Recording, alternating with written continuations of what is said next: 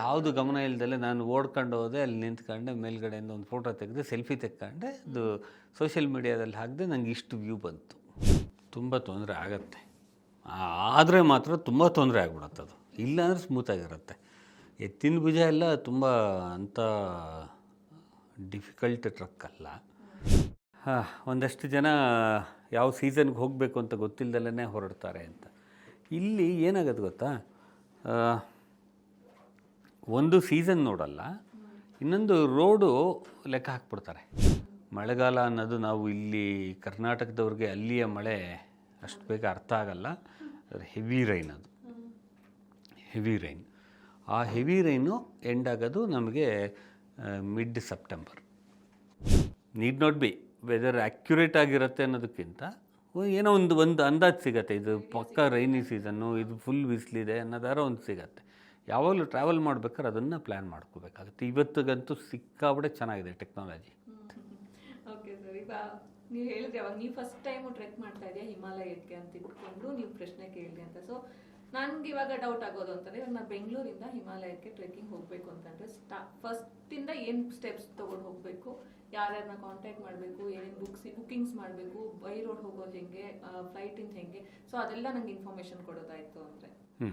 Okay, ನೀವು ಇವಾಗ first time ಹಿಮಾಲಯದಲ್ಲಿ trekking ಹೊರಡ್ತಾ ಇದ್ದೀರ, ಹೋಗಿ ಬನ್ನಿ, ಸಿಂಪಲ್. ಸೊ ನಿಮ್ಮ ವರ್ಕ್ಶಾಪಿಗೆ ಬರೋದಾ ಸರ್? ಅಲ್ಲ, ಬರಾಗಿದ್ರೆ ಬನ್ನಿ ಖಂಡಿತ. ನೆಕ್ಸ್ಟ್ ಯಾವ್ದಾರು ಇತ್ತು ಅಂದರೆ ನಾನು ಹೇಳ್ತೀನಿ. ನನ್ನ ಜೊತೆನೇ ಬರಬೇಕು ಅನ್ನೋದ್ರೆ ಬರ್ಬೋದು. ಇಲ್ಲಾಂದರೆ ನೀವು ಯಾವ್ದಾರು ಹೋಗಾಗಿದ್ದರೆ ನಾನು ಅಲ್ಲಿ ಯಾವ ಊರಲ್ಲಿ ಯಾವ ಟ್ರೆಕ್ಕಿಂಗ್ ಹೋಗ್ತಿರೋ ಅಲ್ಲಿ ಯಾವ್ದಾರು ಒಂದು ಒಳ್ಳೆ ಆರ್ಗನೈಸೇಷನ್ ಜೊತೆ ಟೈಅಪ್ ಮಾಡಿ ಕಳಿಸ್ಕೊಡ್ತೀನಿ, ಅದೇನು ತೊಂದರೆ ಇಲ್ಲ. ಫಸ್ಟ್ ನಾನು ಆವಾಗಲೇ ಹೇಳಿದ್ದು 95% ಯುವರ್ ಮೈಂಡ್.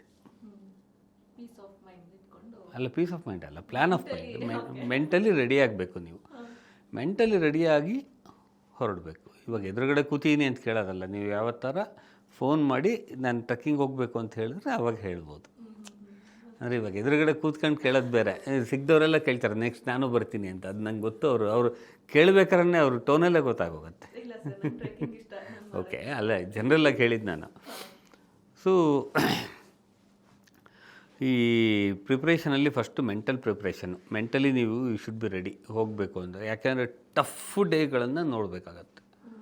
ಯಾವಾಗಲೂ ಹಾಗೇ ಇರುತ್ತೆ ಅಂತಲ್ಲ, ಆದರೆ ಅಚಾನಕ್ಕಾಗಿ ಏನಾರ ಬಂತು ಅಂದರೆ ಅದನ್ನು ಫೇಸ್ ಮಾಡೋದಕ್ಕೆ ಮೆಂಟಲಿ ಪ್ರಿಪೇರ್ ಆಗಿರಬೇಕು. ನನಗೆ ತುಂಬ ಕಡಿಮೆ ಆ ಥರ ಕೆಟ್ಟ ಎಕ್ಸ್ಪೀರಿಯೆನ್ಸ್ಗಳು ಅಂತ ಆಗಿರೋದು. ಯಾಕೆಂದರೆ ಅಷ್ಟು ಪ್ರಿಪೇರ್ ಆಗಿ ಹೋಗಿರ್ತೀನಿ. ಹಾಗಾಗಿ ಅದು ಕೆಟ್ಟ ಎಕ್ಸ್ಪೀರಿಯೆನ್ಸ್ ಆಗಿಲ್ಲ. ಬೇರೆಯವ್ರಿಗೆ ಅದು ಕೆಟ್ಟ ಎಕ್ಸ್ಪೀರಿಯೆನ್ಸ್ ಆಗಿರುತ್ತೆ, ಜೊತೆಗೆ ಇದ್ದವ್ರಿಗೆ. ಆದರೆ ನನಗೆ ಅದು ಕೆಟ್ಟ ಎಕ್ಸ್ಪೀರಿಯೆನ್ಸ್ ಆಗಿರಲ್ಲ. ಇವಾಗ ಮೊನ್ನೆ ಆಗಸ್ಟಲ್ಲಿ ಒಂದು ಪ್ರಾಬ್ಲಮ್ ಆಯಿತು ಅನ್ನಲ್ಲ, ಅದರದ್ದು ಹೇಳ್ತೀನಿ ಆಮೇಲೆ.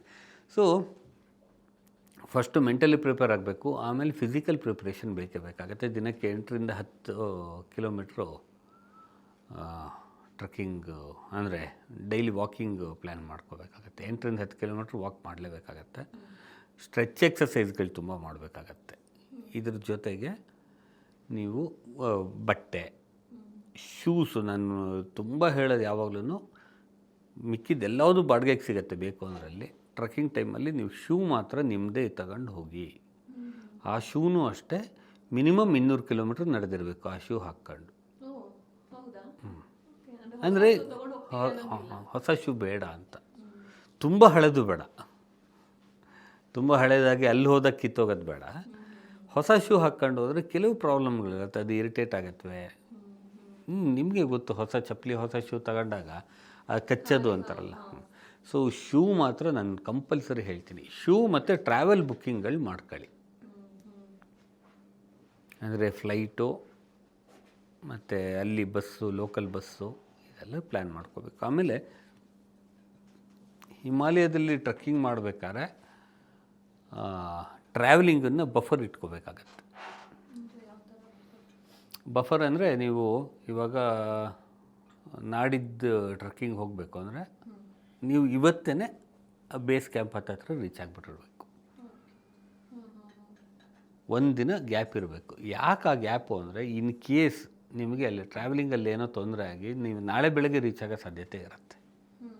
ಅದಕ್ಕೆ ಇದು ನಿಮ್ಮ ಟ್ರಾವೆಲ್ ಬುಕ್ಕಿಂಗನ್ನು ಇದಕ್ಕೆ ಮಾಡ್ಕೋಬೇಕಾಗತ್ತೆ.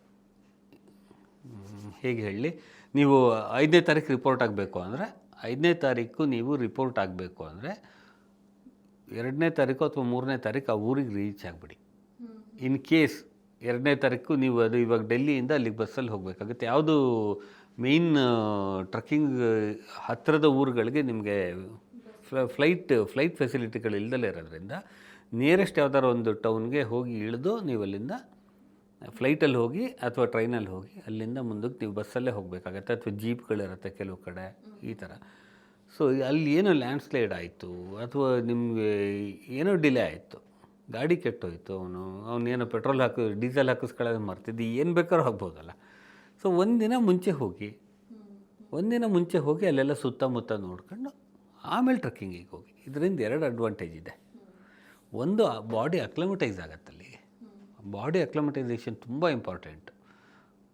ಆ ವಾತಾವರಣಕ್ಕೆ ಬಾಡಿ ಅಕ್ಲಮಟೈಸ್ ಆಗಬೇಕಾಗತ್ತೆ. ಅಕ್ಲಮಟೈಸೇಷನ್ ಬಗ್ಗೆ ತುಂಬ ದೊಡ್ಡ ಲೆಕ್ಚರ್ ಕೊಡ್ಬೋದು ನಾನು, ಅದು ಇನ್ನೊಂದು ಸತಿ ಯಾವ ಥರ ಮಾಡೋಣ.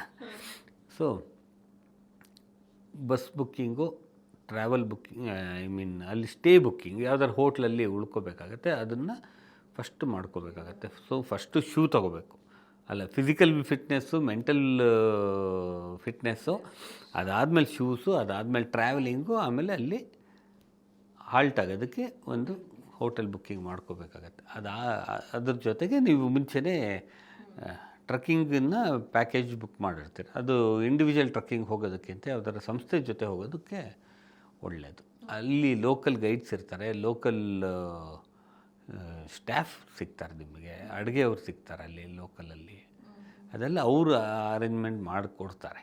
ಹಾಗಾಗಿ ಅಲ್ಲಿ ಯಾವ್ದಾರ ಒಂದು ಆರ್ಗನೈಸೇಷನ್ ಜೊತೆ ಆರ್ಗನೈಸ್ ಮಾಡ್ತಿರೋ ಅವ್ರ ಜೊತೆ ನಾವು ಹೋಗೋದು ಆಲ್ವೇಸ್ ಬೆಟರ್. ಸೊ ಇವಾಗ ಎಷ್ಟೊಂದು ಜನ ಸೋಲೋ ಟ್ರೆಕ್ ಮಾಡೋಕ್ಕೂ ಯೋಚನೆ ಮಾಡ್ತಾ ಇರ್ತಾರೆ. ಸೊ ಸೋಲೋ ಟ್ರೆಕ್ ಮಾಡೋಕ್ಕಿಂತನೂ ಈ ಥರ ಆರ್ಗನೈಸೇಷನ್ ಜೊತೆಗೆ ಹೋಗೋದು ನೀವು ಬೆಟರ್ ಅಂತ? ಬೆಟರ್. ನಾನು ಸೋಲೋ ಮಾಡಿದ್ದೀನಿ ಸುಮಾರು. ನಾನು ಮಾಡಿರೋದೇ ಸೋಲೋ. ಓಕೆ. ನಾನು ಸುಮಾರು ಸೋಲೋನೇ ಮಾಡಿರೋದು. ಆದರೆ ಎಷ್ಟು ಚಾಲೆಂಜಸ್ ಅನ್ಸುತ್ತೆ ಸರ್ ಒಬ್ಬರೇ ಹೋದ್ವಿ ಅಂತ? ಒಬ್ಬರೇ ಹೋದರೆ ತುಂಬ ಚೆನ್ನಾಗಿರುತ್ತೆ. ಚಾಲೆಂಜಸ್ ಯಾವತ್ತೂ ಸಿಗಲ್ಲ ನನಗೆ. ನೀವು ಆವಾಗಲೇ ಇನ್ನೊಂದು ವಿಷಯ ಮಾತಾಡ್ತಿದ್ವಲ್ಲ, ಇಂಟರ್ನಲ್ ಜರ್ನಿ ಅಂತ, ಅದು ಇನ್ನೂ ಎಂಜಾಯ್ ಜಾಸ್ತಿ ಮಾಡ್ತೀನಿ ನಾನು ಒಬ್ಬನೇ ಇದ್ದಾಗ. ಆದರೆ ಇದು ಫಸ್ಟ್ ಟೈಮ್ ಹೋಗ್ಬೇಕಾರಲ್ಲ ಯಾವ್ದಾರ ಒಂದು ಆರ್ಗನೈಸೇಷನ್ ಜೊತೆ ಅಂದರೆ ಆಮೇಲೆ ಎಲ್ಲ ಕೆಲಸಗಳು ಈಸಿಯಾಗಿ ಹೋಗುತ್ತೆ. ನಾನೇ ಹೋಗಿ ಅಲ್ಲಿ ಮಳೆ ಬರ್ತಿದ್ದಾಗ ಟೆಂಟ್ ಹಾಕಿ ಆ ಮಳೆನಲ್ಲಿ ನೆನ್ಕೊಂಡು ಟೆಂಟ್ ಒಳಗಡೆ ಹೋಗಿ ಅಲ್ಲೆಲ್ಲ ಒದ್ದೆ ಮಾಡ್ಕೊಂಡು ಒದ್ದಾಡೋದಕ್ಕಿಂತ ಇವರಾದ್ರೂ ಮುಂಚೆನೇ ಟೆಂಟ್ ಹಾಕಿ ಇಟ್ಟಿರ್ತಾರೆ, ಹೋಗು ಆರಾಮಾಗಿರು. Okay fine. ಸೊ ಈಗ ನಿಮ್ಮನ್ನ ಹಿಮ ಪಯಣಿಗ ಅಂತಲೇ ಕರೀತಾರೆ, ಬಿಕಾಸ್ ಅಷ್ಟೊಂದು ನೀವು ಹಿಮಾಲಯದಲ್ಲಿ ಟ್ರೆಕ್ಕಿಂಗಲ್ಲಿ ತುಂಬ ಪರಿಣಿತಿನ ಪಡ್ಕೊಂಡಿರೋಂಥದ್ದು. ಸೊ ಒಂದಿಷ್ಟು ಎಕ್ಸ್ಪೀರಿಯನ್ಸ್ ಆಗಿತ್ತು ಅಂತಂದರೆ ಅದನ್ನು ತುಂಬ ಮರೆಯೋದಕ್ಕಾಗದೇ ಇದ್ದು ಆ ಒಂದು ಎಕ್ಸ್ಪೀರಿಯನ್ಸ್ ಜನಗಳಿಗೆ ಇನ್ಸ್ಪಿರೇಷನ್ ಕೊಡುತ್ತೆ ಅಂತಂದರೆ ಅದು ಯಾವ ಥರದ್ದು ಏನೇನು ಎಕ್ಸ್ಪೀರಿಯನ್ಸ್ ಆಗಿದೆ? ಇನ್ಸ್ಪೈರ್ ಮಾಡೋಂಥ ಎಕ್ಸ್ಪೀರಿಯನ್ಸ್ಗಳು ಥ್ರೂಔಟ್ ಟ್ರಕ್ಕಿಂಗ್ ಅನ್ನೋದೇ ಒಂದು ಒಳ್ಳೆ ಇನ್ಸ್ಪೈರ್ ಮಾಡೋಂಥ ಎಕ್ಸ್ಪೀರಿಯೆನ್ಸು. ಇನ್ನು ಬ್ಯಾಡ್ ಎಕ್ಸ್ಪೀರಿಯೆನ್ಸ್ಗಳಿದೆಯಲ್ಲ ಅದನ್ನು ಹೇಳ್ದಲೇ ಇರೋದು ಒಳ್ಳೇದಲ್ವಾ? ಅಲ್ಲ, ಕೆಲವು ಅಚಾನಕ್ ಆಗಿಬಿಡತ್ತೆ. ಈಗ ಮೊನ್ನೆ ಒಂದು ಮಿಯರ್ ವ್ಯಾಲಿ ಅಂತ ಒಂದು ಟ್ರಕ್ಕಿಂಗ್ ಹೋಗಿದ್ವಿ, ಅದ್ರದ್ದು ಒಂದಿಷ್ಟು ಫುಟೇಜ್ಗಳು ಕಳಿಸ್ಕೊಡ್ತೀನಿ. ಮಿಯರ್ ವ್ಯಾಲಿ ಟ್ರಕ್ಕಿಂಗು ಅದು actually rain shadow area. Rain shadow area ಅಂದರೆ ಗೊತ್ತಾ? ಹಾಂ, ಈಗ ನಮ್ಮ ವೆಸ್ಟರ್ನ್ ಘಾಟ್ಸ್ ಇದೆ, ಇದು ನಮ್ಮ ಮಾನ್ಸೂನು ಮುಂಗಾರು ಮಳೆ ಹೀಗೆ ಬರುತ್ತೆ, ವೆಸ್ಟರ್ನ್ ಘಾಟ್ಸಲ್ಲಿ ಬೀಳುತ್ತೆ. ಈ ಕಡೆ ಇರೋ ಊರು ಇದಕ್ಕೆ ರೈನ್ ಶ್ಯಾಡೋ ಏರಿಯಾ ಅಂತಾರೆ. ಇವಾಗ ಫಾರ್ ಎಕ್ಸಾಂಪಲ್ ಬಾಬಾ ಬುಡನ್ಗಿರಿ, ಮುಳ್ಳಯ್ಯನಗಿರಿ ಇವೆಲ್ಲ ಕಡೂರು, ಬೀರೂರು ಅವೆಲ್ಲ ಚಿಕ್ಕಮಗಳೂರಿನ ಡಿಸ್ಟ್ರಿಕ್ಟ್ಗಳು, ಸಾರಿ ಏನಂತಾರೆ ತಾಲೂಕುಗಳು. ಹಾಂ, ಅರಸೀಕೆರೆ ಇವಕ್ಕೆ ಮಳೆ ಇಲ್ಲ. ಚಿತ್ರದುರ್ಗಕ್ಕೆ ಮಳೆ ಇಲ್ಲ. ಇವೆಲ್ಲ rain shadow area. So Miyar ವ್ಯಾಲಿನೂ ರೈನ್ ಶ್ಯಾಡೋ ಏರಿಯಾ. ಅದು ಫುಲ್ಲು ಅಲ್ಲಿ 40 ವರ್ಷ ಆದಮೇಲೆ ಮಳೆ ಆಗಿರೋದು. ಮಳೆನೇ ನೋಡಿಲ್ಲ ಅವ್ರಿಗೆ ಮೇಲ್ಗಡೆ ಗ್ಲೇಷಿಯರ್ ಕರಗಿ ನೀರು ಬರುತ್ತೆ, ನೀರಿಗೆ ತೊಂದರೆ ಇಲ್ಲ. ನೀರು ಇದು 365 ದಿನವೂ ಒಳ್ಳೆ ಶುದ್ಧವಾದ ನೀರು ಸಿಕ್ಕಿರುತ್ತೆ. ಮೇಲ್ಗಡೆ ಗ್ಲೇಷಿಯರಿಂದ ಹರ್ಕೊಂಡು ಬರ್ತಾ ಇರತ್ತೆ ನೀರು. ಆದರೆ ಅವ್ರು ಮಳೆ ಅಂತ ನೋಡಿರಲಿಲ್ಲ. ಸ್ನೋಫಾಲ್ ಆಗುತ್ತೆ, ಮಳೆ ಇಲ್ಲ ಅಲ್ಲಿ. ಅದು ತೀರ ಕೋಲ್ಡ್ ಇರೋದ್ರಿಂದ ಸ್ನೋಫಾಲ್ ಆಗುತ್ತೆ ಅಲ್ಲಿ, ಅವ್ರಿಗೆ ಮಳೆ ಸಿಕ್ಕಿರಲ್ಲ. ಆ ಥರದ್ದು ವ್ಯಾಲಿ ಅದು. ನಾವು ಹೋದ್ವಿ, ನಾವು ಟ್ರಕ್ಕಿಂಗು 6 ದಿನ ಟ್ರಕ್ ಮಾಡ್ಕೊಂಡು ಹೋಗಿದ್ದೀವಿ ಆ ವ್ಯಾಲಿನಲ್ಲಿ. ನಮಗೆ ಅಲ್ಲಿ ಕುರಿ ಕಾಯೋರು ಬರ್ತಿರ್ತಾರೆ. ಅದರಲ್ಲಿ ಒಬ್ಬ ಬಂದು ಹೇಳ್ದ, ಅಲ್ಲಿ ಹಿಂದೆ ಸೇತುವೆ ಹೋಗ್ಬಿಟ್ಟಿದೆ, ನೀವು ದಾಟ್ಕೊಂಬಂದ್ರಲ್ಲ, ಅದು ವಾಪಸ್ ಹೋಗೋಕ್ಕಾಗಲ್ಲ ನೀವು ಅಲ್ಲಿ ಅಂತ. ಅದು ಏನಾಗಿದೆ, ಮಳೆ ಬಂದುಬಿಟ್ಟು ಸೇತುವೆ ಅಂದರೆ ಇವರೇನೆ ಬರೀ ಕಟ್ಟಿಗೆ ಹಾಕಿ ಮಾಡಿದ್ದು. ಚೆನ್ನಾಗೇ ಇತ್ತು ಗಟ್ಮುಟ್ಟಾಗಿ.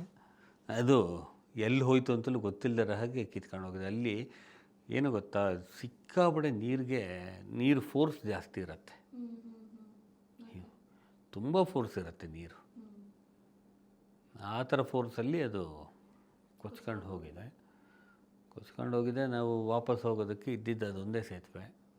ನಾವೆಲ್ಲ ಅಲ್ಲಿ ಸ್ಟ್ರಕ್ ಆಗಿಬಿಟ್ವಿ. ಸುಮಾರು ನಮ್ಮ ಬ್ಯಾಚಲ್ಲಿ 11 ಜನ ಇದ್ವಿ. ಬೇರೆ ಬೇರೆ ಆರ್ಗನೈಸರ್ಸ್ ಜೊತೆ ಬಂದಿದ್ದವರು ಎಲ್ಲ ಸೇರಿ 39 ಜನ ಪಾರ್ಟಿಸಿಪೆಂಟ್ಸ್ ನಾನು ಲೆಕ್ಕ ಹಾಕಿದೆ. 39 ಜನ ಪಾರ್ಟಿಸಿಪೆಂಟ್ಸು. ನಾವು ಯಾರೋ ಬ್ಯಾಟ್ ತಂದಿದ್ರು, ಕ್ರಿಕೆಟ್ ಆಡ್ತಾಯಿದ್ದಾರೆ, ಫ್ರಿಸ್ಬಿ ಆಡ್ತಾಯಿದ್ದಾರೆ, ಯಾವುದೂ ಟೆನ್ಷನ್ಗಳಿಲ್ದಲೇ ಇದ್ವಿ. ಆದರೆ ಆ್ಯಕ್ಚುಲಿ ನಮ್ಮ ಗೈಡ್ಗಳು ತುಂಬ ಟೆನ್ಷನ್ ತಗೊಂಡು ಇಡೀ ರಾತ್ರಿ ಅದಕ್ಕೇನೇನೋ ಅರೇಂಜ್ಮೆಂಟ್ಗಳು ಮಾಡ್ತಾನೆ ಇದ್ರು. ನಮ್ಮನ್ನು ಕ್ರಾಸ್ ಮಾಡಿಸ್ಬೇಕು ಅವರು. ತುಂಬ ಕಷ್ಟ ಆಯ್ತು ಅದು ಅವ್ರಿಗೆ.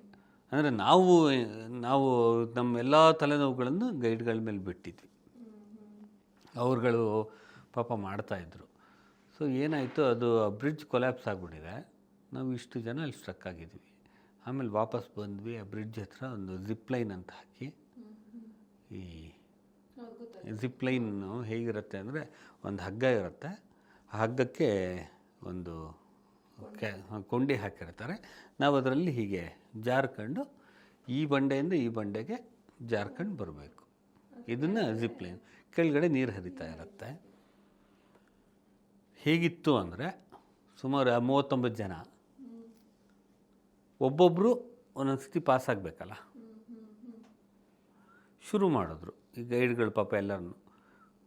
ನೀರು ನಾವು ಹೀಗೆ ಹೋಗ್ತಾ ಇದ್ದರೆ, ನೀರು ಫಸ್ಟ್ ಹೋದವನಿಗೆ ಮಿನಿಮಮ್ 3 ಅಡಿ 4 ಅಡಿ ಕೆಳಗಡೆ ನೀರಿತ್ತು. ಆಮೇಲೆ ಹೋದವರು ಅದು ಹೇಗೆ ಅಂದರೆ, ಒಂದೊಂದು ಸೆಕೆಂಡ್ಗೆ ಮಿನಿಮಮ್ 1 ಇಂಚು, ಒಂದು ನಿಮಿಷಕ್ಕೆ 1 ಇಂಚ್ ಅಷ್ಟರ ನೀರು ಜಾಸ್ತಿ ಆಗಿದೆ ಅವತ್ತು. ಅದು ಬಿಸಿಲೇರೋದಕ್ಕೆ ಶುರುವಾಯಿತು. ಮೇಲ್ಗಡೆ ಗ್ಲೇಷಿಯರ್ ಕರಗತ್ತೆ ಬಿಸಿಲೇರಿದ್ರೆ. ಮಳೆ ನಿಂತಿತ್ತು, ಸದ್ಯ ಮಳೆ ನಿಂತಿದೆ, ಬಟ್ ಬಿಸಿಲಿಗೆ ಗ್ಲೇಷಿಯರ್ ಕರಗತ್ತೆ, ನೀರು ರೈಸ್ ಆಗ್ತಾಯಿದೆ. ಒಬ್ಬೊಬ್ಬರು ಪಾಸಾದಾಗಲೂ ಒಂದು ಅಥವಾ 2 ಇಂಚು ಜಾಸ್ತಿ ಆಗಿದೆ. ಸೊ ಲಾಸ್ಟಲ್ಲಿ ಬರೋ ಅವ್ರಿಗೆ ನೀರು ಇಲ್ಲಿ ತನಕ ನೀರು ಹಿಂಗೆ ಹಗ್ಗ ಹಿಂಗೆ ಇಟ್ಕೊಂಡಿದ್ರೆ ತಲೆ ಎತ್ಕೊಂಡು ಬಂದಿದ್ದಾರೆ. ನೀರು ನೆಂದಿದ್ದಾರೆ, ಲಿಟ್ರಲಿ ನೆನ್ಕೊಂಡು ಬರಬೇಕಾಯ್ತು. ಫೋರ್ಸು ಇರುತ್ತೆ. ಅದು ನಮ್ಮ ಎಕ್ವಿಪ್ಮೆಂಟ್ಗಳಿಗೆ we should be thankful. Technology ಎಷ್ಟು ಚೆನ್ನಾಗಿದೆ ಅಂದರೆ, ಆ ರೋಪ್ಗಳು ಕಟ್ಟಿ ಆ ಕ್ಯಾರಬಿನರ್ಸು ಅವೆಲ್ಲ ತಡೆಯುತ್ತವೆ. ಹಾಗಾಗಿ ತೊಂದರೆ ಆಗಲಿಲ್ಲ. ಬಟ್ ಚೆನ್ನಾಗಿತ್ತು, ಒಂಥರ ಭಯಾನಕವಾಗಿತ್ತು ಅದು. ಯಾಕೆಂದರೆ ಅದು ಮಾಡ್ದಲ್ಲಿದ್ದರೆ ನಮಗೆ ಹೊರಗಿನ ಪ್ರಪಂಚಕ್ಕೆ ಬರೋಕ್ಕಾಗಲ್ಲ. ಅಲ್ಲೇ ಇತ್ತು ಆ ಥರ. ಅದನ್ನು ಮಾಡಲೇಬೇಕಾಗಿತ್ತು. ಆದರೂ ತುಂಬ ನನಗೆ ಅದು ಎಕ್ಸ್ಪೀರಿಯೆನ್ಸ್ ಇದೆ. ಜಿಪ್ಲೈನ್ ಮಾಡಿ ವರ್ಷದಲ್ಲಿ 1-2 ಇದ್ದೇ ಇರುತ್ತೆ ಆ ಥರದ್ದು. ಜಿಪ್ಲೈನ್ ಅಂದರೆ ಈ ಥರ ಇದು ರಿಸ್ಕಾಗಿ ಜಿಪ್ಲೈನ್ ಮಾಡಿದ್ದು. ಇಲ್ಲಾಂದರೆ ನಾವು ಟ್ರಾವೆಲಿಂಗಲ್ಲೇ ಅದು ಜಿಪ್ಲೈನ್ ಮಾಡ್ಕೊಂಡೇ ಹೋಗಿರ್ತೀವಿ. ಅದು ಖುಷಿಯಾಗಿ ಮಾಡಿರ್ತೀವಿ. ಅಲ್ಲಿ ತುಂಬ ಬಂದಿದ್ದವರೆಲ್ಲ ಹೆದರ್ಕೋತಿದ್ದವ್ರಿಗೆ ಒಂದು ವಿಷಯ ಹೇಳ್ತೀನಿ ಕೇಳಿ. ಇದೇ ಜಿಪ್ಲೈನ್ ನೀವೇನಾದ್ರು ಬೇರೆ ಕಡೆ ಮಾಡಬೇಕು ಅಂದರೆ 2,000 ರೂಪಾಯಿ ಕೊಡಬೇಕು, ಇಲ್ಲಿ ಫ್ರೀಯಾಗಿ ಆಗ್ತಿದೆ ಮಾಡಿ ಅಂತ ಅವ್ರಿಗೆಲ್ಲ ಒಂಥರ ಬೇರೆ ಥರ ಹುರಿದುಂಬಿಸಿ ಮಾಡಿಸಿದ್ದೀನಿ. ಹೆದರ್ಬಿಟ್ಟಿದ್ರು ತುಂಬ ಜನ.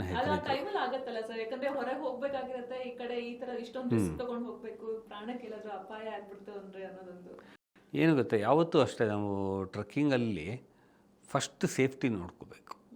ಕೆಲವು ಟ್ರಕ್ಕಿಂಗ್ಗಳಿವೆ, ನಾನು ಅದಕ್ಕೆ ಯಾರು ಹೋಗ್ತೀನಿ ಅಂದರೆ ಹೋಗಲೇಬೇಡಿ ಅಂತೀನಿ. ಯಾಕೆಂದರೆ ಸರ್ಕಾರವೂ ಅದಕ್ಕೆ ಅನುಮತಿ ಕೊಟ್ಟಿಲ್ಲ. ಆಮೇಲೆ ತುಂಬ ರಿಸ್ಕು ಇದೆ.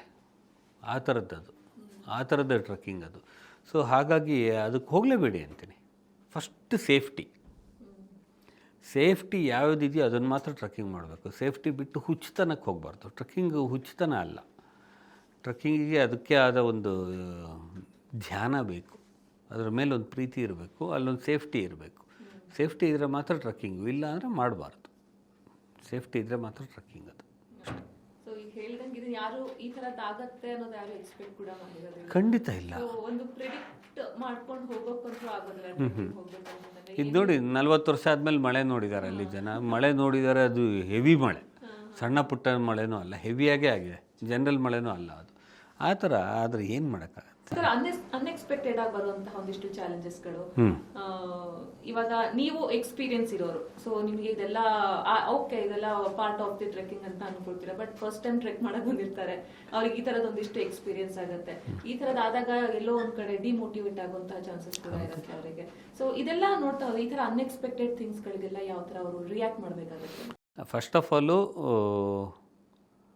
ನಾವು ಫಸ್ಟ್ ಟೈಮ್ ಟ್ರಕ್ಕರ್ಸು ಈ ಆಗಸ್ಟಲ್ಲೆಲ್ಲ ಟ್ರಕ್ಕಿಂಗ್ ಹೋಗಬಾರ್ದು. ಟ್ರಾವೆಲರ್ಸೇ ಆದಷ್ಟು ಅವಾಯ್ಡ್ ಮಾಡಿ, ಹಿಮಾಲಯಸನ್ನು ಆ ಸೀಸನಲ್ಲಿ ಅವಾಯ್ಡ್ ಮಾಡಿ. ಯಾಕೆಂದರೆ ಅದು ನಾಟ್ ಎ ಗುಡ್ ಇದು ಸೀಸನ್.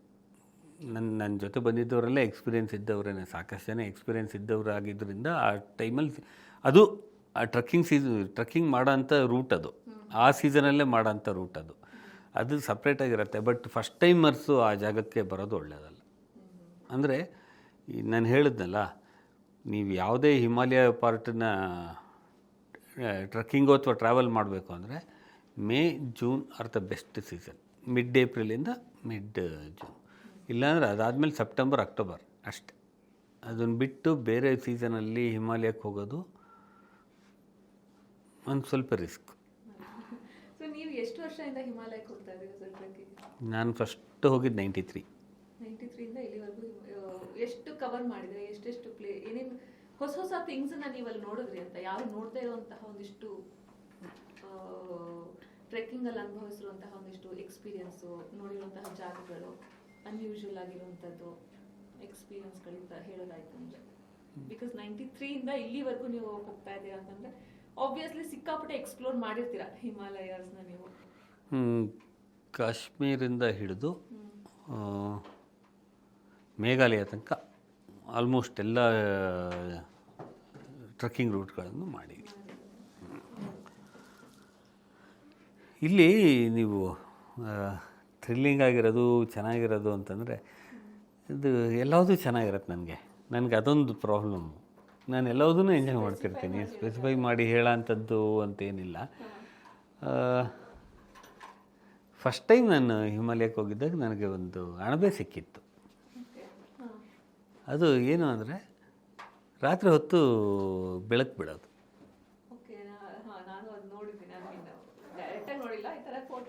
ನಂಗೆ ಭಾರಿ ಆಶ್ಚರ್ಯ, ಅದು ಮತ್ತೆ ಸಿಕ್ಕಿಲ್ಲ ನನಗೆ. ನನ್ನ ಬಾಟ್ನಿ ಇಂಟ್ರೆಸ್ಟೆಡ್ ಆಗಿರೋದ್ರಿಂದ ನನಗೆ ಅದೊಂದು ನನಗೆ ಆ ಥರ ನೀವೇನೋ ಚೆನ್ನಾಗಿರೋದು ಅಂತಂದರೆ ನನಗೆ ಕಾಣೋದೆಲ್ಲ ಯಾವ್ಯಾವ ಪ್ಲ್ಯಾಂಟ್ ನೋಡಿದ್ದೆ, ಯಾವ್ಯಾವ ಟ್ರೀಸ್ಗಳ ಬಗ್ಗೆ ಹೇಳ್ಬೋದು ಅಂತ ಮಾತ್ರ ಹೋಗ್ತಿರತ್ತೆ ತಲೆಯಲ್ಲಿ. ಅಂದರೆ ಒಬ್ಬೊಬ್ರದ್ದು ಒಂದೊಂದು ಆ್ಯಂಗಲ್ ಇರತ್ತಲ್ವ ಹಾಗೆ. ಸೊ ಇದು ಬೇಸಿಕಲಿ ಹಿಮಾಲಯ ಚೆನ್ನಾಗೇ ಇದೆ ಅಷ್ಟೇ. ಇಂಥದ್ದು ಅಂತ ಇವಾಗ ನೀವು ಹೇಳಿದ್ರಿ ಒಂದು ಇದನ್ನು ಹೇಳಿದ್ರಿ ಎಕ್ಸ್ಪೀರಿಯನ್ಸ್, ಆ ಥರದ್ದು ಒಂದಿಷ್ಟು ಹಾಗೆ ಆಗಿರುತ್ತೆ ನಿಮ್ಗೆ. ಆ ಥರ ನಿಮಗೆ ಥ್ರಿಲ್ಲಿಂಗ್ ಅನಿಸದೇ ಇರಲಿಕ್ಕಿಲ್ಲ, ಬಟ್ ನಮಗೆ ಕೇಳೋರಿಗೆ ಥ್ರಿಲ್ಲಿಂಗ್ ಅಂತ ಅನಿಸ್ಬೋದು. ಆ ಪ್ಲೇಸಸ್ ಬಗ್ಗೆ ಎಕ್ಸ್ಪ್ಲೋರ್ ಮಾಡಬೇಕು ಅನ್ನೋದು ಸ್ವಲ್ಪ ತಲೆಯಲ್ಲಿ ಜಾಸ್ತಿ ಬರ್ಬೋದು ಅವರಿಗೆ. ಯಾವ ಥರ ಥ್ರಿಲ್ಲಿಂಗ್ ಎಕ್ಸ್ಪೀರಿಯನ್ಸ್ ತೊಗೋಬೋದು ಅನ್ನೋದು ಒಂದಿಷ್ಟು ಐಡಿಯಾಸ್ ಬರ್ಬೋದು ನೀವು ಅದರ ಸ್ಟೋರಿ ಹೇಳಿದ್ರೆ ಅಂತ. ಇಲ್ಲ, ನನಗೆ ಓವರಾಲ್ ಹಿಮಾಲಯನೇ ಥ್ರಿಲ್ಲಿಂಗು. ಹಿಮಾಲಯದ ಯಾವುದೇ ಪಾರ್ಟಿಗೆ ಟ್ರಕ್ಕಿಂಗ್ ಹೋದ್ರೂ ಥ್ರಿಲ್ಲಿಂಗ್ ಆಗೇ ಇರುತ್ತೆ. ಇಂಥದ್ದು ಇಂಥದ್ದು ಚೆನ್ನಾಗಿದೆ ಅಂದರೆ ಇನ್ನೊಂದು ಚೆನ್ನಾಗಿಲ್ಲ ಅಂತಲ್ವಾ. ನನಗೆ ಇಡೀ ಹಿಮಾಲಯನೇ ಚೆನ್ನಾಗಿದೆ. ಹಾಗಾಗಿ ಎಲ್ಲದೂ ಚೆನ್ನಾಗಿರುತ್ತೆ, ಎಲ್ಲ ಸೀಸನ್ನು ಚೆನ್ನಾಗಿರುತ್ತೆ. ನಾನು ಎಲ್ಲ ಸೀಸನಲ್ಲೂ ಇದ್ದೀನಿ, ಎಲ್ಲ ಸೀಸನಲ್ಲೂ ಹೋಗಿ ಬಂದಿದ್ದೀನಿ. ಓಕೆ, ನೀವು ಹೇಳಿದ್ರಲ್ಲ ಜೂನ್ ಮಿಡ್ಡಿಂದ ಆ ಮಳೆಗಾಲದಲ್ಲಿ ಹೋಗ್ಬಾರ್ದು, ಆ ಸೀಸನಲ್ಲೂ ನೀವು ಅಲ್ಲೇ ಉಳ್ಕೊಂಡಿದ್ದೀನಿ. ಹೌದಾ? ಸೊ ಹೇಗೆ ನೀವು ನಿಮ್ಮ ಪ್ರಕಾರ ಹಿಮಾಲಯ ನೀವು ಹೆಂಗೆ ಡಿಸ್ಕ್ರೈಬ್ ಮಾಡ್ತೀರಾ?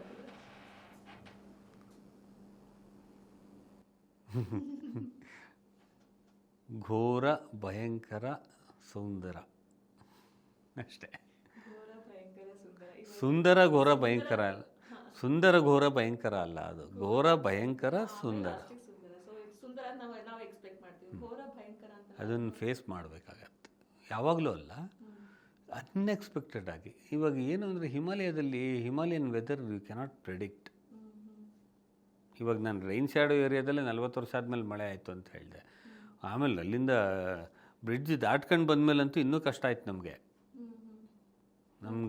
ರೋಡ್ಗಳು ಕಿತ್ತೋಗಿದೆ. ನಾವು ಯಾವ ದಾರಿನಲ್ಲಿ ಹೋಗಿದ್ವೋ ಜೀಪಲ್ಲಿ ಹೋಗಿ ಒಂದು ಬೇಸ್ ಕ್ಯಾಂಪಿಂದ ನಾವು ಟ್ರೆಕ್ಕಿಂಗ್ ಶುರು ಮಾಡಿದ್ದು. ನಮ್ಮದಾದ್ರೆ ಒಂದೇ ಒಂದು ಬ್ರಿಡ್ಜ್ ಕಿತ್ತೋಗಿರೋದು, ರೋಡೇ ಕಿತ್ತೋಗಿದೆ. ಒಂದು ಇಡೀ ಊರು ಹೊಟ್ಟೆ ಹೋಗಿದೆ. ಇಡೀ ಊರು ಕೊಚ್ಕೊಂಡೇ ಹೋಗಿದೆ. ಅದು ಅಲ್ಲಿದ್ದವ್ರಿಗೆ ಮುಂಚೆನೇ ಇನ್ಫಾರ್ಮೇಷನ್ ಬಂದು ಈ ಊರು ಏನೋ ತೊಂದರೆ ಆಗ್ಬೋದು ಅಂತ ಅವ್ರು ಬೇರೆ ಯಾವುದು ಡೆತ್ ಆಗಿಲ್ಲ, ಬಟ್ ಇಡೀ ಊರೇ ಇಲ್ಲ, ಮನೆಗಳಿಲ್ಲ. ಸುಮಾರು ಒಂದು 25-30 ಮನೆ ಇಲ್ಲವೇ ಇಲ್ಲ. ಅದೇ ಅದು ಇಲ್ಲಿಂದ ಅಲ್ಲಿ ತನಕ ಒಂದು ಸಣ್ಣ ಯಾವುದೋ ಒಂದು ವೆಹಿಕಲ್ ಸಿಗತ್ತೆ, ಒಂದು 4 ಕಿಲೋಮೀಟ್ರು. ಅವ್ನು ಕರ್ಕೊಂಬಂದು ಡ್ರಾಪ್ ಮಾಡ್ತಾನೆ. ಅಲ್ಲೇ ಏನೋ ಒಂದು ಇದು ರೋಡ್ ಕಿತ್ತೋಗಿ ಒಂದು ಸ್ಟ್ರೀಮ್ ಹರಿತಾ ಇರತ್ತೆ, ಹೊಸ ಸ್ಟ್ರೀಮು. ಇಷ್ಟು ವರ್ಷ ಇಲ್ಲದ ಸ್ಟ್ರೀಮ್ ಅದು, ಇವಾಗ ಹೊಸದಾಗಿ ಕ್ರಿಯೇಟಾಗಿ ಅದು ಹರಿತಾ ಇರತ್ತೆ. ಅದನ್ನು ಹೇಗೋ ದಾಟ್ಕೋತೀವಿ.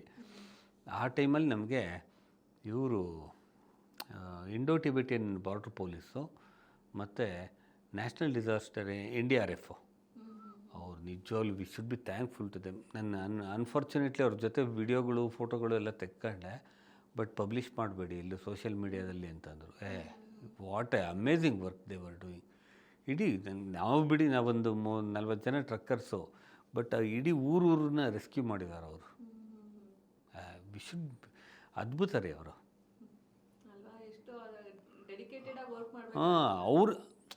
ಅವ್ರು ಇನ್ಯಾರ್ದು ಇವಾಗ ಡಾಕ್ಟ್ರು ಕಂಪೇರ್ ಮಾಡ್ತಿಲ್ಲ. ಡಾಕ್ಟ್ರು ಪೇಷಂಟನ್ನು ನೋಡಬೇಕು ಅಂದ್ರೆ ಡಾಕ್ಟ್ರು ಸ್ಟೇಬಲ್ ಆಗಿದ್ದಾರೆ, ಪೇಷಂಟನ್ನು ಮಾತ್ರ ನೋಡ್ಕೋಬೇಕು. ಇಲ್ಲಿ ಅವ್ರ ಲೈಫು ರಿಸ್ಕಲ್ಲಿದೆ. ನಮ್ಮ ಫೈರ್ ಬ್ರಿಗೇಡ್ ಅವರಾಗಲಿ ಇವ್ರುಗಳದ್ದಾಗಲಿ ಅವ್ರ ಲೈಫು ರಿಸ್ಕಲ್ಲಿರುತ್ತೆ. ಅವ್ರು ಇನ್ನೊಬ್ರನ್ನ ಸೇವ್ ಮಾಡ್ತಾ ಇರಬೇಕು. ಎಂಥ ವಿಚಿತ್ರ ನೋಡಿ ಅದು. ಅದ್ಭುತಪ್ಪ ಅವರು. ಸರ್, ಈಗ ಟ್ರೆಕ್ಕಿಂಗ್ ಹೋಗುವಾಗ ಪೀಕಿಗೆ ಹೋಗ್ತಾರೆ. ಎಷ್ಟೊಂದು ಜನದ್ದು ಅಂದ್ರೆ ಕೇಳ್ಪಟ್ಟಿದ್ದೀವಿ, ಟ್ರೆಕ್ಕಿಗೆ ಹೋದಾಗ ಮಿಸ್ ಆಗಿದ್ದಾರೆ, ಕೆಳಗಡೆ ಬಿದ್ದು ಸಾವನ್ನಪ್ಪಿದೆ, ಆ ಥರದ್ದು ಒಂದಿಷ್ಟು ನ್ಯೂಸ್ಗಳನ್ನ ನಾವು ಕೇಳಿದ್ದೀವಿ. ಆ ಥರದ್ದು ಆಗಿದೆಯಾ? ನೀವು ಹೋಗಿರೋ ಟೈಮಲ್ಲಿ ನೀವೇನಾದ್ರು ಅದನ್ನ ಎಕ್ಸ್ಪೀರಿಯನ್ಸ್ ಮಾಡಿದ್ಯಾ?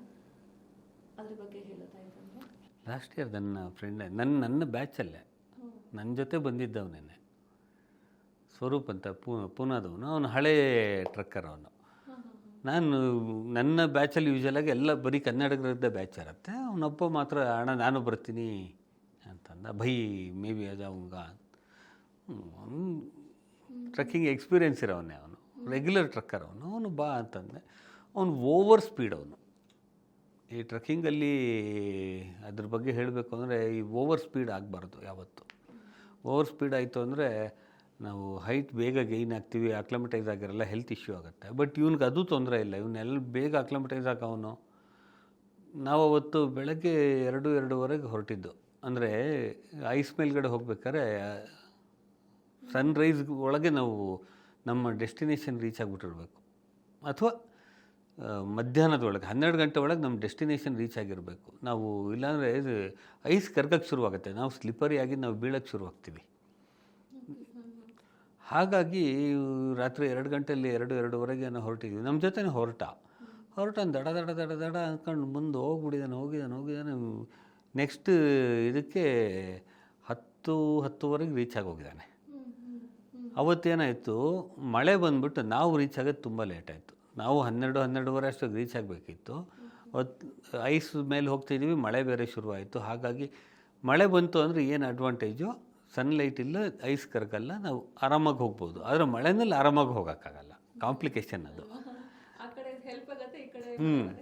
ಆ ಮಳೆನಲ್ಲೇ ಒದ್ದಾಡ್ಕೊಂಡು ಹೋಗಿ ನಾವು 2:30-3 ಗಂಟೆಗೆ ರೀಚ್ ಆಗೋ ಅಷ್ಟೊತ್ತಿಗೆ ನೋಡಿ, ನಾವು 3 ಗಂಟೆಗೆ ರೀಚ್ ಆಗೋ ಜಾಗಕ್ಕೆ ಅವ್ನು 10:00 ರೀಚ್ ಆಗೋಗಿದೆ. ನಾನು ಇಲ್ಲಿಂದ ಹೊರಡಬೇಕು, ನನಗೆ ಲೇಟ್ ಆಗುತ್ತೆ. ಅವ್ನು ಆಫೀಸ್ದೇನೋ ಪ್ರೆಷರಲ್ಲಿದ್ದ. ನಾನು ಆವಾಗಲೇ ಇನ್ನೊಂದು ವಿಷಯ ಹೇಳಿದೆ, ತಲೆಯಲ್ಲಿ ಏನು ಇಟ್ಕೋಬಾರ್ದು ಆ ಟೈಮಲ್ಲಿ ಅಂತ. ಅವನು ಆಫೀಸ್ ಟೆನ್ಷನ್ ಅಂತ ಹೇಳ್ತಾನೆ ಇದ್ದ ನನಗೆ. ನನ್ನ ಜೊತೆ ಟೆಂಟಲ್ಲಿ ನನ್ನ ಜೊತೆನೇ ಮಲಗಿದ್ದವನು. ಅವನು ರಾತ್ರಿ ಎಲ್ಲ ಕೊರಗ್ತಿದ್ದ, ಅಯ್ಯೋ ನನಗೆ ಆಫೀಸ್ದು ವರ್ಕ್ ಇದೆ, ನಾನು ಇದು ಮಾಡ್ಕೊಂಬಿಟ್ಟೆ, ನನ್ನ ಸಿಗ್ನಲ್ ಸಿಗ್ತಿಲ್ಲ. ಪಾಪ ಅವ್ರದ್ದು ಆಫೀಸ್ ಕೆಲಸ ಅಂದರೆ ರಜಾ ಸರಿಯಾಗಿ ಹಾಕ್ತಲೇ ಬಂದ, ಅವನೇನೇನೋ ಶೆಡ್ಯೂಲ್ ಸರಿಯಾಗಿ ಮಾಡ್ಕೊಂಡಿಲ್ಲ ಅವನು. ಹಾಗಾಗಿ ಏನೋ ವರ್ಕ್ ಬಂದಿರತ್ತೆ ಇಷ್ಟೊತ್ತಿಗೆ ಅಂತ ಅವನ್ನ ಮೋಸ್ಟ್ಲಿ ಇದಕ್ಕೆ ಹೊರಟಿದ್ದಾನೆ. ಏನಾಗಿದೆ, ಅವನು ಇಳಿಬೇಕಾದ್ರೆ ಮಳೆ ಶುರುವಾಗಿದೆ. ನಾವು ಮೇಲ್ಗಡೆ ಇದ್ವಲ್ಲ, ಮಳೆ ಶುರುವಾಯಿತು ಅನ್ನಲ್ಲ, ಅಲ್ಲಿ ಇಳಿಬೇಕಾದ್ರೆ ಅವನಿಗೆ ಮಳೆ ಸಿಕ್ಕಿದೆ. ಮಳೆನಲ್ಲಿ ಏನಾಗಿದೆ, ತುಂಬ ಕತ್ಲಾಗ್ಬಿಟ್ಟಿದೆ, ಕಾಣಿಸಿಲ್ಲ. ಸಣ್ಣದಾಗಿ ರೂಟನ್ನು ಡಿವಿಯೇಟ್ ಆಗಿಬಿಟ್ಟಿದ್ದಾನೆ. ಡಿವಿಯೇಟ್ ಆದವನು ಸೀದಾ ಒಂದು 40 ಅಡಿ ಪ್ರಪಾತಕ್ಕೆ ಬಿದ್ದೋಗಿದ್ದಾನೆ. ಕೈ ಕಾಲು 2 ಫ್ರ್ಯಾಕ್ಚರ್. ಸಿನಿಮಾ ಮಾಡ್ಬೋದು ಅವ್ನು. ಇವಾಗ ರೇಗಿಸ್ತಿರ್ತೀವಿ. ಅವತ್ತು 2 ದಿನ ನಾನು ಪೊಲೀಸ್ ಸ್ಟೇಷನಲ್ಲಿ ಕೂತಿದ್ದೆ ಇವನಿಂದಾಗಿ. ಯಾಕೆಂದರೆ ಆರ್ಗನೈಸರ್ ನಾನು I was suppose to be in police station. 2 ದಿನ ಪೊಲೀಸ್ ಸ್ಟೇಷನಲ್ಲಿ ಕೂತೀನಿ ಇವನಿಂದಾಗಿ. ಕೆಳಗಡೆ ಬಿದ್ದಿದ್ದಾನೆ. ಅದು ಆಮೇಲೆ ವಿಷಯ ಗೊತ್ತಾಗಿದ್ದು. ನಾವು ಬೈಕಂಡೆ ತುಂಬ. ಏನೊಂದು ಸೆನ್ಸ್ ಇಲ್ವಾ ಅವನಿಗೆ? ಒಂದು ಇನ್ಫಾರ್ಮೇಷನ್, ಮೊಬೈಲ್ ಆಫ್ ಆಗೋಗಿದೆ, ಅವನಿಗೊಂದು ಇನ್ಫಾರ್ಮೇಷನ್ ಯಾರೋ ಕೊಡಬೇಕಲ್ವ, ಎಲ್ಲಿದ್ದಾನೆ ಅಂತ. ಯಾವುದೋ ಹೋಟ್ಲಿಗೆ ನಾನೇ ನನ್ನ ಕಣ್ಣೆ ಇಳಿದ್ಬಿಟ್ಟು ಯಾವುದೋ ಹೋಟ್ಲಲ್ಲಿ ಸೆಟ್ಲಾಗಿದ್ದಾನೆ ಅಂತ. ಆಮೇಲೆ ನೋಡೋರು ರೆಸ್ಕ್ಯೂಗೆಲ್ಲ ಹೇಳಿ ರೆಸ್ಕ್ಯೂ ಆಪ್ರೇಟರ್ಸ್ ಬಂದು ಅವನು ಹುಡುಕ್ತಾ ಇದ್ದಾಗ ಸ್ವಲ್ಪ ಭಯ ಆಯಿತು, ಏನಾಗಿರ್ಬೋದು ಅಂತ. ಆದರೆ ಒಂದು ಧೈರ್ಯ ಇತ್ತು, ಅವನಿಗೇನೂ ಆಗಲ್ಲ. I knew about Swaroop Joshi ಅಂತ ಅವನ ಹೆಸರು, ಪೂನಾದವನು. ಸೊ ಸೇಫಾಗಿರ್ತಾನೆ. ಏನೋ ಒಂದು ಸ್ಟ್ರಗ್ಲರ್ ಅವನು. He will struggle and hill come back. ಅದೊಂದು ಕಾನ್ಫಿಡೆನ್ಸ್ ಇತ್ತು. ಹಾರಿಬಲ್. 40 ಅಡಿ ಕೆಳಗಡೆ ಬಿದ್ದು ಕೈ ಕಾಲು 2 ಫ್ರ್ಯಾಕ್ಚರ್ ಆಗಿದೆ. ಆಮೇಲೆ ಬಂಡೆ, ಸಿಂಗಲ್ ರಾಕು ಅವನು ಬಿದ್ದಿರೋದು. ಅಂದರೆ ಯಾವುದೋ ಇದು ಅಲ್ಲ. ಆ ರಾಕಲ್ಲಿ ಅವನು ಶೂನ ಬಿಚ್ಚಿಬಿಟ್ಟು ಅದನ್ನು ಬ್ಯಾಗ್ ಒಳಗಡೆ ಹಾಕಿ ಆ ಶೂ ಲೇಸನ್ನು ಹಗ್ಗ ಮಾಡ್ಕೊಂಡು ಅದನ್ನು ಅವನು ಬ್ಯಾಗಿಗೆ ಕಟ್ಟಿ ಮೇಲ್ಗಡೆ ಹಿಂಗೆ ಹತ್ತೋದು, ಆ ಬ್ಯಾಗ್ ಇಳ್ಕೊಳ್ಳೋದು. ಒಂದು ಕೈ ಒಂದು ಕಾಲಲ್ಲಿ ಹತ್ತಿರೋದು 40 ಅಡಿನ. ಆ 40 ಅಡಿ ಹತ್ತಕ್ಕೆ 2 ದಿನ ತಗೊಂಡಿದ್ದಾನೆ. ಒಂದು ದಿನ ಇಡೀ ರಾತ್ರಿ ಹೀಗೆ ಆ ಬಂಡೆ ಮೇಲ್ಗಡೆ ಹಿಂಗೆ ನಿದ್ದೆ ಮಾಡಿದ್ದಾನೆ. ಮತ್ತೆ ಬೆಳಗ್ಗೆ ಹತ್ತಿದೆ. ತುಂಬ ಕಷ್ಟ ಅದು. ಆ ಚಳಿ, ಪೇಯ್ನು, ಕುಡಿಯೋಕ್ಕೆ ನೀರಿಲ್ಲ, ವಾಟರ್ ಬಾಟ್ಲೆಲ್ಲೋ ಹೋಗ್ಬಿಟ್ಟಿದೆ, ತಿನ್ನೋಕ್ಕೆ ಊಟ ಇಲ್ಲ, ಯಾರೂ ಇಲ್ಲ, ಕೇಳೋದಕ್ಕೆ ಯಾರೂ ಇಲ್ಲ. ಕೆಳಗಡೆ ನೀರು ಹರಿತಾ ಇದೆ, ಕುಡಿಯೋದಕ್ಕೆ ಅಲ್ಲಿಗೆ ಹೋದರೆ ಮತ್ತೆ ಹತ್ತೋದಕ್ಕೆ 20 ಅಡಿ ಹತ್ಕೊಂಬರ್ಬೇಕು. ನೀರು ಕುಡ್ದಿಲ್ಲ, ಮಳೆ ನೀರನ್ನೇ ಹಾಕ್ಕೊಂಡು ಬದುಕಿದ್ದಾನೆ. ಇದು ನಾನು ಪೊಲೀಸ್ ಸ್ಟೇಷನಲ್ಲಿ ಕೂತಿದ್ದೀನಿ, ಐ ಆಮ್ ಸೇಫ್ ನಾವು ಒಂದು ಮೆಸೇಜ್ ಬಂತು.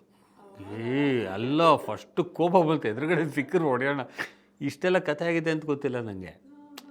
ಇಷ್ಟೆಲ್ಲ ಪ್ರಾಬ್ಲಮ್ ಫೇಸ್ ಮಾಡಿದ್ದಾನೆ ಅಂತ ಗೊತ್ತಿಲ್ಲ. ಯಾವುದೋ ಹೋಟ್ಲಲ್ಲಿ ಸೆಟ್ಲ್ ಆಗಿಬಿಟ್ಟಿದ್ದಾನೆ, ಫೋನ್ ಮಾಡೋದು ಮರ್ತಿದ್ದಾನೆ ಅಂತ ನಾನು. ಐ ಆಮ್ ಸೇಫ್ ನೋವು ಅಂತ. ಸೇಫ್ ಅಂತ, ಸೇಫ್ ಇವನು ನನ್ನ ಇದನ್ನ ಪ್ರೋಗ್ರಾಮನ್ನೇ ಹಾಳು ಮಾಡಿಬಿಟ್ಟಿತ್ತಲ್ಲ. ಹಾಂ, ಫುಲ್ ಏರುಪೇರೆ. ಫ್ಲೈಟ್ ಮಿಸ್ ಆಯಿತು, ಬಸ್ ಮಿಸ್ ಆಯಿತು, ಮತ್ತೆ ಹೊಸ ಫ್ಲೈಟ್ ಬುಕ್ ಮಾಡ್ಕೊಂಡು ಟ್ಯಾಕ್ಸಿನಲ್ಲಿ ಚಂಡೀಗಢಿಗೆ ಬಂತೆಲ್ಲ. ಅದೆಲ್ಲ ಬಿಡಿ, ಅದು ಓಕೆ, ಸದ್ಯ ಸೇಫಾಗಿದ್ದ. ಬಟ್ ಆ ಥ್ರಿಲ್ಲಿಂಗ್ ಎಕ್ಸ್ಪೀರಿಯೆನ್ಸ್ ಇದೆಯಲ್ಲ, ತುಂಬ ಇತ್ತು. ಅವನು ಅದೇ ಗಟ್ಟಿ ಪಿಂಡ ಅವನು ಅಂತ. ಈ ಥರ ಒಂದು ಸಡನ್ ಡಿಸಿಷನ್ನು, ಮತ್ತೆ ಬೇಗ ತಲುಪಿಡ್ಬೇಕು, ಬೇಗ ಹೋಗ್ಬಿಡ್ಬೇಕು, ತಲೆಯಲ್ಲಿ ಅಷ್ಟೆಲ್ಲ ಇಟ್ಕೊಂಡು ಬಂದಿರೋದು ಟ್ರೆಕ್ಕರ್ಸಿಗೆ ಅದು ಎಷ್ಟು? ಯೂಶಲಾಗಿ ನಾವು ಟ್ರಕ್ಕಿಂಗಲ್ಲಿ ಏನು ಹೇಳ್ತೀವಿ, ಗ್ರೂಪಲ್ಲಿರಿ, ಸಿಂಗಲ್ ಆಗಬೇಡಿ ಯಾವತ್ತು. ಅಟ್ಲೀಸ್ಟ್ ಗ್ರೂಪಿಗೆ ನೀವು ಕಾಣಿಸ್ತಾ ಇರಬೇಕು. ನೀವು ಒಬ್ಬರೇ ಕೂತಿದ್ದೀರ ಎಲ್ಲಾರ, ಗ್ರೂಪಿಗೆ ನೀವು ಕಾಣಿಸ್ತಾ ಇರಬೇಕು. ಆ ಥರ ಇರಬೇಕು, ಇಲ್ಲ ಅಂದರೆ ಕಷ್ಟ ಆಗತ್ತೆ.